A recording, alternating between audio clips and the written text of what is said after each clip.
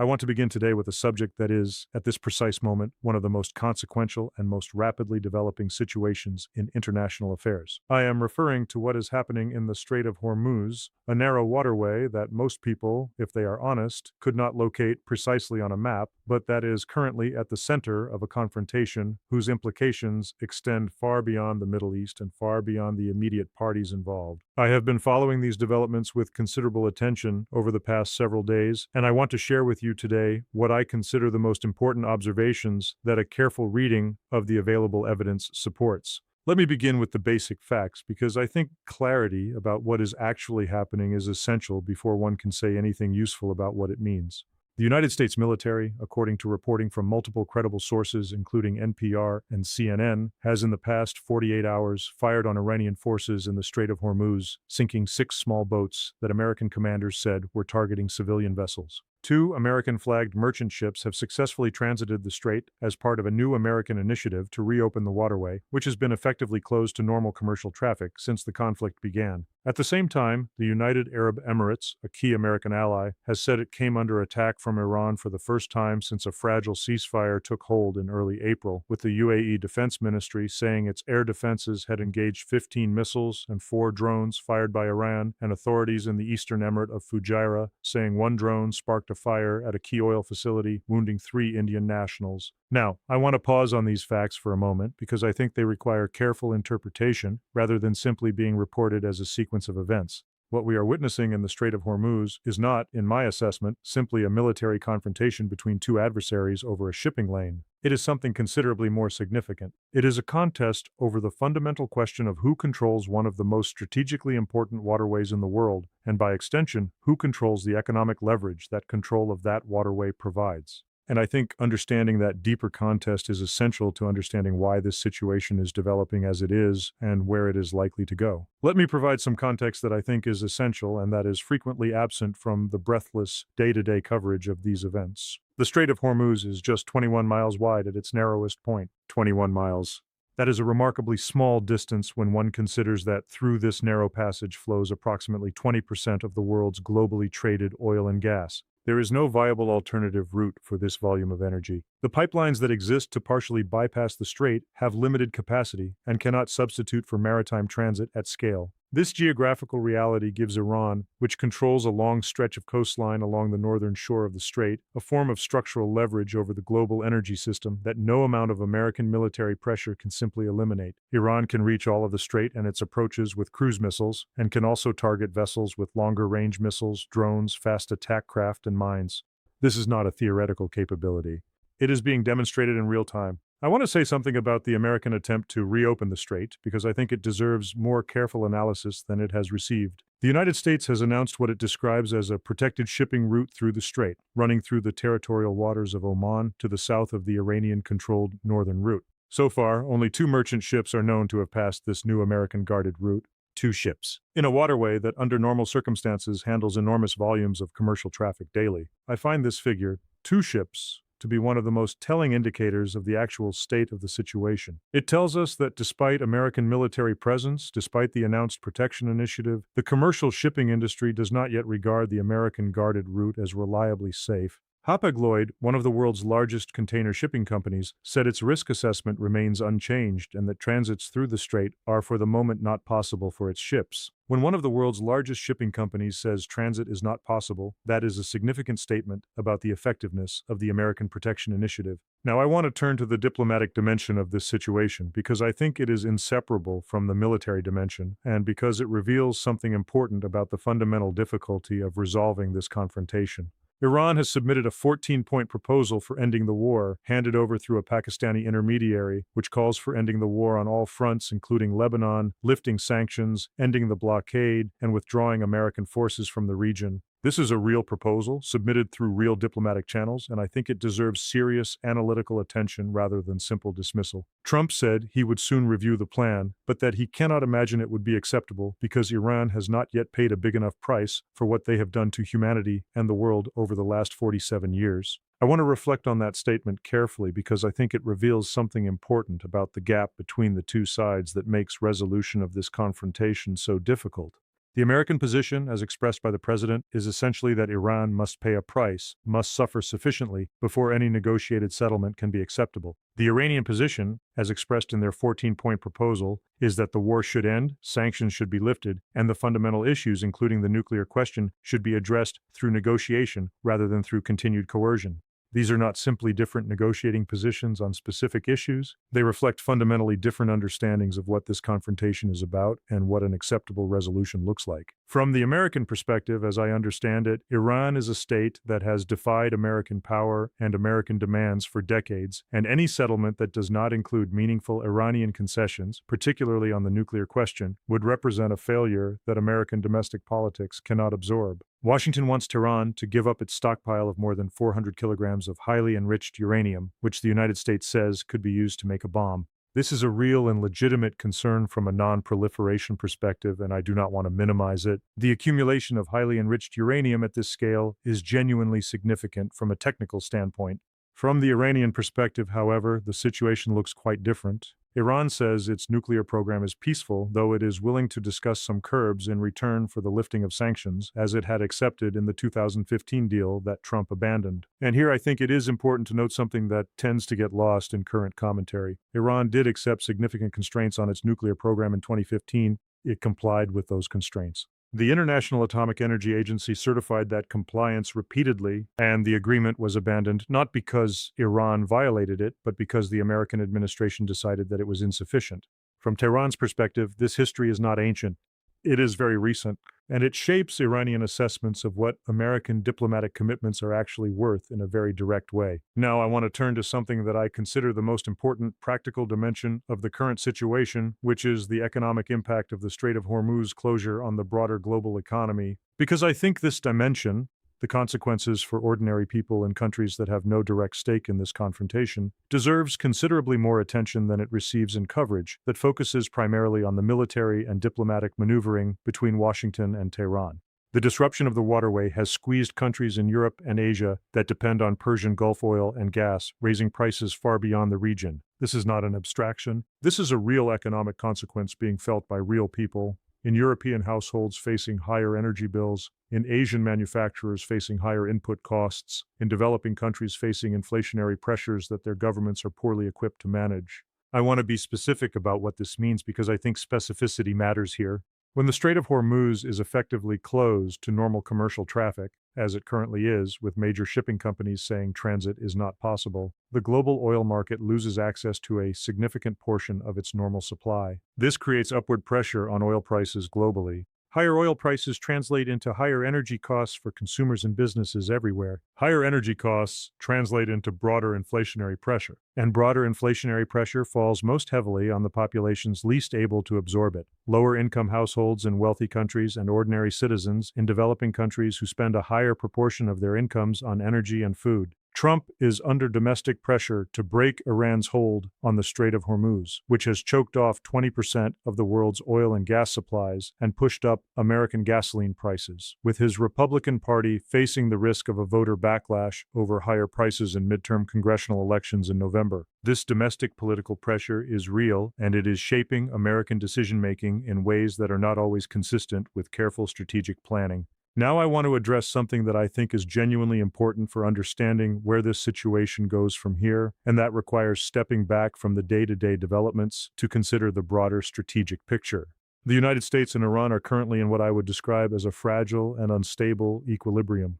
There is a ceasefire of sorts. American and Iranian military officials have both described it as still in effect, but it is a ceasefire that is being actively tested by military actions on both sides. U.S. Defense Secretary Pete Hegseth and the top American military officer said that Iran's renewed attacks had not reached the threshold of major combat operations, and Hegseth affirmed that the ceasefire is not over. At the same time, a senior Iranian military official said renewed conflict with the United States is possible after Trump rejected the latest peace proposal from Tehran, adding that surprise measures are planned for the enemy beyond their imagination. I find this combination, American insistence that the ceasefire holds while Iranian officials warn of surprise measures beyond imagination, to be a genuinely concerning indicator of where things stand. It suggests that both sides are attempting to manage escalation while simultaneously pursuing incompatible objectives. The United States wants to reopen the strait and extract Iranian concessions on the nuclear question. Iran wants the war to end, sanctions to be lifted, and the nuclear question addressed separately in a later negotiating phase. Iran's parliament speaker and chief negotiator signaled that Iran has yet to fully respond to the American attempt to reopen the waterway, saying the continuation of the status quo is intolerable for America, while Iran has not even begun yet. That statement, "we have not even begun yet," is, I think, one of the most important things said publicly by any party to this confrontation in recent days. What it suggests, at minimum, is that Iran regards its current posture, the closure of the strait, the ongoing low-level military activity, the diplomatic proposals submitted through Pakistani intermediaries, as representing something considerably less than its full strategic response to American pressure. Whether this is a genuine statement of capability and intent, or a negotiating posture designed to strengthen Tehran's hand in the diplomatic process is, I think, genuinely uncertain. But the uncertainty itself is strategically significant. An adversary that has demonstrated real military capability, and that is signaling the possibility of escalation, creates a planning problem for American commanders that cannot be resolved through optimistic assumptions about Iranian intentions. I want to pause here because what I intend to discuss in the second part of this analysis connects everything I have described so far to a broader set of questions about the durability of the current situation, the realistic prospects for a negotiated resolution, and what the Strait of Hormuz confrontation means for the global order that is emerging from this crisis. The picture that emerges, I think, is more complex and more consequential than most current commentary allows. And I want to try to draw it as carefully and as honestly as I can. I want to begin the second part of my analysis by returning to the statement I highlighted at the end of my opening remarks. The statement by Iran's parliament speaker and chief negotiator that Iran has not even begun yet in its response to the American attempt to reopen the Strait of Hormuz. I want to examine this statement carefully because I think it is being either dismissed or sensationalized in most Western commentary, and neither response is analytically adequate.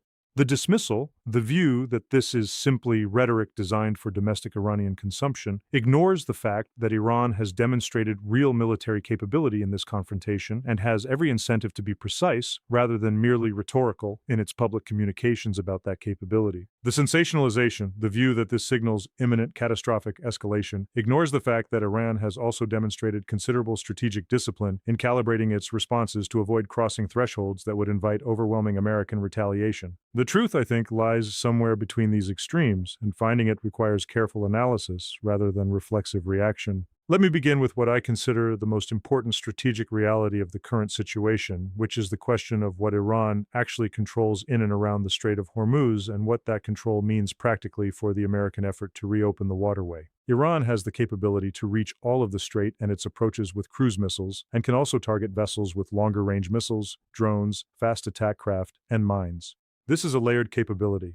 It is not dependent on any single system or any single platform, and it operates across the full width of the strait and well beyond it into the approaches. The American guarded route running through Omani territorial waters to the south represents an attempt to find a path through this layered Iranian capability, but it is a path that Iran can contest and has been contesting. Iran has attacked ships that try to transit without going through its own route in the northern part of the strait along the Iranian coastline, which involves being vetted by Iran's Revolutionary Guard and, in some cases, making a payment. I want to pause on that detail because I think it is one of the most remarkable facts about the current situation and one that receives far less attention than it deserves. Iran has established, in effect, its own tolling system for the Strait of Hormuz, requiring commercial vessels to be vetted by the Revolutionary Guard and, in some cases, to make payments in exchange for safe passage. This is not a minor development. It represents a fundamental challenge to the freedom of navigation principles that American naval power has underwritten in this region for decades. Now, I want to say something about the commercial shipping industry's response to this situation because I think it is one of the clearest indicators of the actual state of affairs and one that cuts through the competing official narratives with considerable clarity.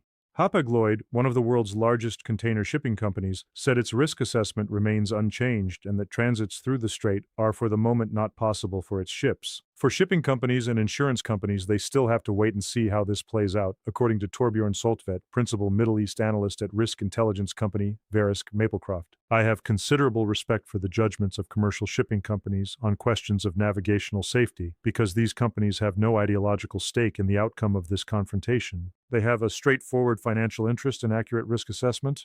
When they say transit is not possible, they mean that their actuarial and operational assessment of the risks involved does not support sending their vessels through the waterway, regardless of American military assurances.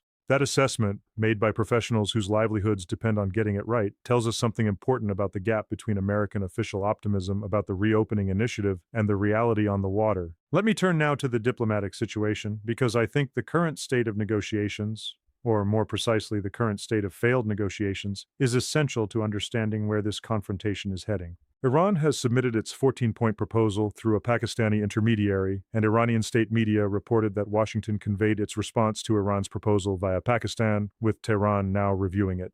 I want to note something about this diplomatic architecture that I think is significant. The two parties are communicating through a Pakistani intermediary, passing written messages back and forth rather than engaging in direct talks. This is an extraordinarily attenuated form of diplomatic communication for a confrontation of this magnitude and this urgency. Direct talks between American and Iranian officials, which would be the normal diplomatic instrument for managing a crisis of this scale, have so far failed to materialize in any sustained form. Now I want to turn to what I consider the most globally significant dimension of the current situation, which is its impact on the broader international order and on the calculations of major powers that are not directly party to this confrontation. I am thinking particularly of China, whose position in relation to the Strait of Hormuz crisis is, I think, one of the most consequential and least adequately analyzed aspects of the current situation. China has called for the reopening of the Strait of Hormuz, where much of the energy products it relies upon pass through, and Treasury Secretary Scott Bessent said China could do more to convince Iran to allow ships to pass through the strait. I find the American appeal to China on this question genuinely interesting, and I want to examine it carefully because I think it reveals something important about the current state of great power relations. The United States is asking China, a country with which it is engaged in a broad strategic competition across multiple domains, to use its influence with Iran to advance American strategic objectives in the Gulf.